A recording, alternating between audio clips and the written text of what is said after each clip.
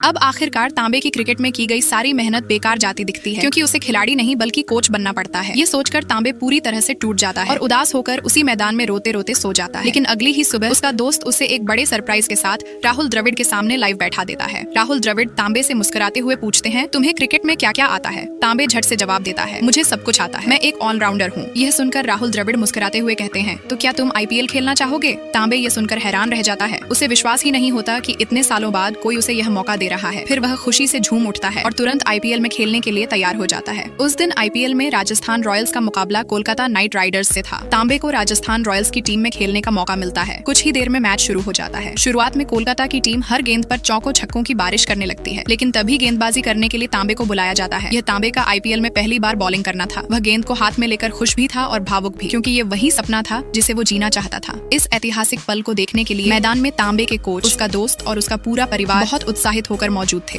अब तांबे पहली गेंद डालता है और वह एक शानदार स्पिन होती है, जिस पर तुरंत एक विकेट मिल जाता है। यह देखकर तांबे का कोच बेहद खुश हो जाता है। फिर तांबे दूसरी गेंद फेंकता है, जिस पर एक और खिलाड़ी कैच आउट हो जाता है। अब तांबे तीसरी गेंद डालता है और उस पर भी एक और विकेट लेकर हैट्रिक पूरी कर लेता है। तांबे के इस ऐतिहासिक प्रदर्शन से पूरा स्टेडियम तालियों से गूंज उठता है। खुद तांबे और उसका कोच खुशी से भर जाते हैं। वर्षों की मेहनत, संघर्ष और त्याग का फल तांबे को मिल चुका था। नेक्स्ट पार्ट के लिए लाइक और कमेंट करें।